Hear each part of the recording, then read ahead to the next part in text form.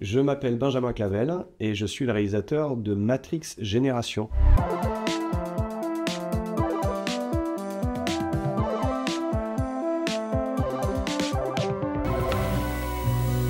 When the cult science fiction writer Philip K. Dick imagined that the whole world was a computer program and that we were actually living in a simulation, he anticipated the storyline of one of the most influential sagas of the last 20 years, The Matrix.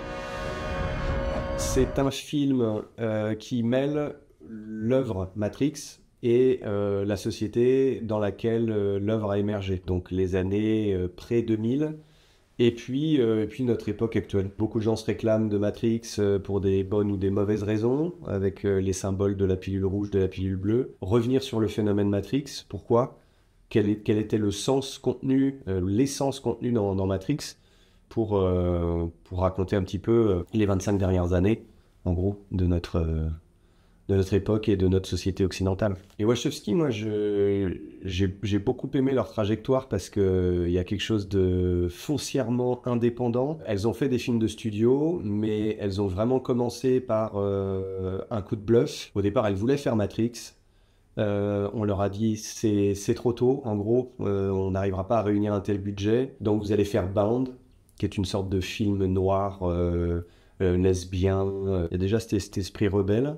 Il y a plein d'éléments graphiques d'ailleurs qui se retrouvent ensuite dans Matrix. Et puis les Wachowski, c'est aussi Speed Racer. C'est aussi un film complètement, voilà, adaptation d'un animé japonais complètement dingue. Et c'est Cloud Atlas aussi, qui est un film choral assez énorme. Ouais, les Wachowski, c'est ça. C'est un esprit, même si elles ont travaillé pour les studios, c'est quand même un vrai esprit anard chez les Wachowski qui fait du bien, quoi. Sur les films consacrés à des cinéastes que j'ai pu faire auparavant, c'est vrai qu'à chaque fois c'est un angle spécifique. Quand il s'agissait de Melville, c'était vraiment Melville et le film noir asiatique, c'était les inter-influences. Sur Hitchcock aussi, c'était vraiment le décor, l'architecture dans les films Hitchcock. Là, avec Matrix, c'était peut-être un peu plus général.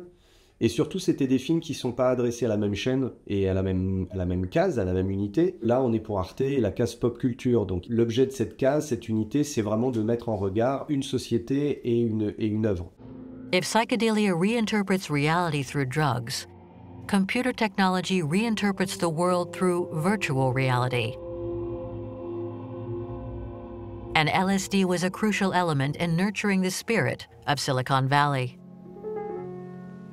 At the time, computer art pioneer John Whitney was generating visual poems using computers.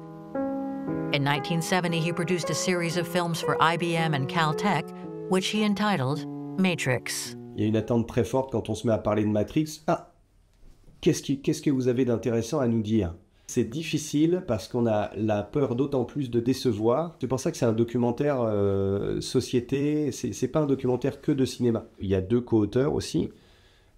Jérôme Dittmar et Julien Badi. Il a fallu justement faire ressortir ce qui était pour nous singulier dans notre proposition. On avait vraiment envie de raconter des choses sur Matrix qui n'avaient pas été tellement dites, qui sont liées à l'enfance des Wachowski, le psychédélisme, le rapport aux stupéfiants, à la drogue, au monde parallèle, le lien entre le psychédélisme et l'informatique, la pensée comme ça de tous ces éléments qui peuvent nous faire comprendre pourquoi Matrix est né à ce moment-là et pourquoi en 99, même si c'était très avant-gardiste, il y avait déjà des tas de faisceaux qui orientaient vers cette forme-là ou cette proposition-là. On a axé vraiment sur ce qui nous paraissait le plus original dans ce qu'on avait à dire sur Matrix et la société. C'est justement ce genre de film tellement riche et fertile qui vous emmène, vous font découvrir d'autres choses et c'est pas juste des gens qui sautent dans tous les sens et se donnent des coups de pied, c'est vraiment une cristallisation pop culturelle dans ce qu'elle a de mieux, dans ce qu'elle a de meilleur. Ça nous a beaucoup intéressé de voir comment Matrix avait mis le pied en plein dans quelque chose qui était toujours en train de se faire et d'avoir lieu aujourd'hui. Évidemment, l'intelligence artificielle, l'augmentation de l'humain, et évidemment des choses encore plus primitives ou primaires, fondamentales que sont la liberté, le choix. The Matrix trilogy became a cult classic, a cryptic series perhaps holding answers to the questions of the time. And if you looked hard enough, there were prophetic messages to be found. As you can see, we've had our eye on you for some time now, Mr. Anderson. For example, Neo's passport expires on September 11th, 2001.